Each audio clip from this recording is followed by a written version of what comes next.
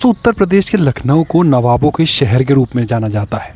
यहाँ नवाबों द्वारा बनाई गई कई इमारतें भी मौजूद हैं। हालांकि इन सभी इमारतों के बीच एक ऐसी इमारत भी है जो नवाबों के लिए नहीं बल्कि ब्रिटिश अधिकारियों के लिए फेमस है। इस इमारत का नाम है रेजिडेंसी और ये नवाबों के दरबार में रहने वाले ब्रिटिश अधिकारियों के परिवारों के लिए एक कॉलोनी टाइप बनाई गई थी। दोस्तों, ये रेजिडेंसी लखनऊ के केसरबाग इलाके में है। यहाँ आने के लिए आपको public conveyance, tempo, e rickshaw या बस मिल सकती है। अगर आप कहीं बाहर से आ रहे हैं तो रोडवेज बस आपको यहीं पर उतारेगी, क्योंकि केसरबाग बस अड्डा यहाँ के नियरेस्ट है। बाकी टिकट की बात करूँ तो यहाँ 25 रुपये पर पर्सन का टिकट है, जिसे आप ऑनलाइन पेमेंट या कैश देकर भी प्राप्त कर सकते हैं। रेजिडेंसी में अंदर दाखिल होते ही आपको मिलेगा ये शानदार गेट।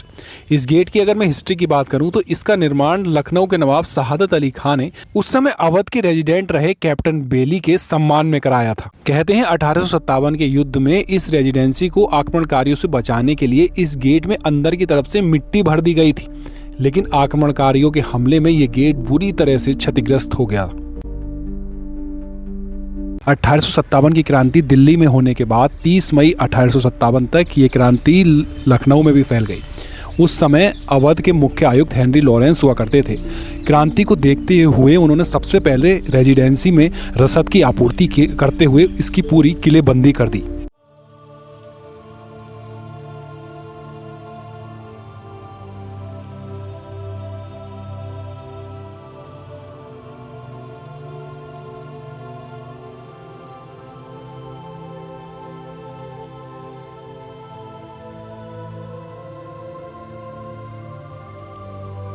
विद्रोह भड़कने के बाद बेगम हजरत महल और मौलवी अहमदुल्ला ने इस रेजिडेंसी को चारों ओर से घेर लिया। ये दोनों इस विद्रोह का नेतृत्व कर रहे थे। इसके बाद विद्रोहियों ने सुरंग बनाकर इस रेजिडेंसी में रह रहे ब्रिटिशर्स और उनके परिवारों पर अटैक किया।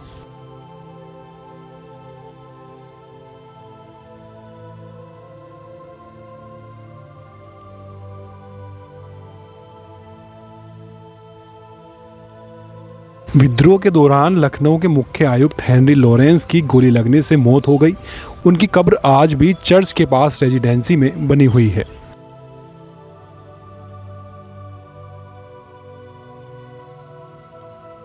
1857 में क्रांतिकारियों द्वारा 5 महीनों की ऐतिहासिक घेराबंदी के दौरान रेजिडेंसी की इमारतें गोलाबारी से बुरी तरह क्षतिग्रस्त या पूरी तरह धाराशायी हो गई थीं। लगभग 33 एकड़ क्षेत्रफल में निर्मित रेजिडेंसी में आज भी आज़ादी के जंग की तमाम निशानियों को संजोए हुए खंडर के रूप में सीढ़ीदार लॉन और बगीचों से घिरा हुआ है। यहाँ कब्रिस्तान भी है, जिसमें 2000 पुरुषों, महिलाओं और बच्चों सहित सर हेनरी लॉरेंस की भी कब्र है, जिनकी मौत घेराबंदी के दौरान हुई थी। दोस्तों, विद्रोह के दौरान इस रेजिडेंसी के अंदर फंसे अंग्रेजों में से कोई भी बाहर नहीं आ पा रहा था। वहीं जून और जुलाई की गर्मी ने स्थिति को और ज़्यादा बद से बदतर कर दिया। नतीजा ये हुआ कि इस रेजिडेंसी के अंदर हैजा और चेचक जैसी गंभीर बीमारियां फैल गईं। रेजिडेंसी के अंदर फंसे ब्रिटिश परिवारों को बचाने के लिए फिर हैवलॉक और आउटड्रम को बुलाया गया। हालांकि उनकी भी कोशिश विफल रही और वो खुद अंदर आकर इस रेजिडेंसी में फंस गए। दोस्तों, हैवलॉक और आउटड्रम के रेजिडेंसी में फंसने के बाद ब्रिटिश सत्ता ने एक आखिरी चाल चली और फिर उन्होंने कोलिन कैम्पबेल को लखनऊ भेजा। कोलिन कैम्पबेल ने यहाँ सिकंदरबाग में विद्रोहियों के साथ भयंकर युद्ध लड़ा और कई विद्रोहियों को मारा और अंततोगत्वा रेजिडेंसी पर उन्होंने अपना ब्रिटिशर्स का कब्जा हो गया। इसके बाद बेगम हजरत महल नेपाल की तरफ भाग गईं और उन्होंने अपना अंतिम समय वहीं व्यतीत किया।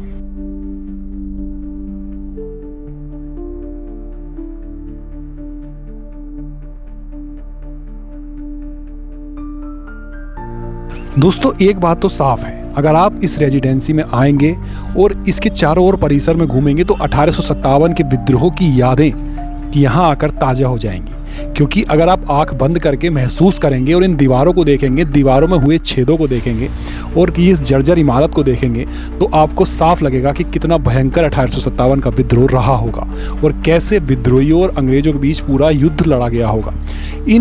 इस परिसर को और इस पूरी रेजिडेंसी को रिनोवेट ना करने का कारण यही है कि हमारा इतिहास और 1857 की यादें सुरक्षित रहें और एक ऐसी धरोहर हमेशा हमें याद दिलाती रहे कि कैसे आज़ादी को पाने के लिए लोगों ने संघर्ष किया। रेजिडेंसी का प्रमुख आकर्षण 1857 मेमोरियल म्यूजियम रेजिडेंसी है।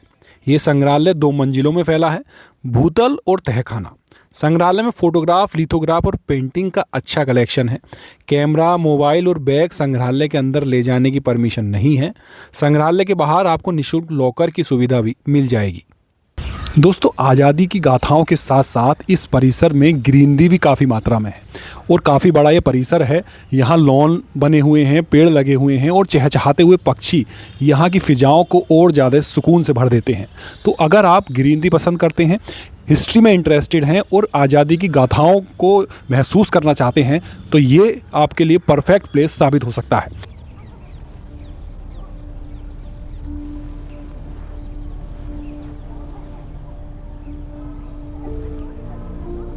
तो दोस्तों, ये था मेरा छोटा सा टूर रेजिडेंसी का। इस टूर के दौरान मैंने आपको रेजिडेंसी से संबंधित सभी हिस्टोरिकल तथ्य आपके सामने प्रस्तुत करने की कोशिश की। आशा करता हूँ आपको पसंद आए होंगे। बाकी मिलते हैं आपसे एक और नए प्लेसेस के साथ। तब तक के लिए अपना ध्यान रखें, स्वस्थ रहें, मस्त रहें और ऐसे ही लाइफ एंजॉय करते रहें।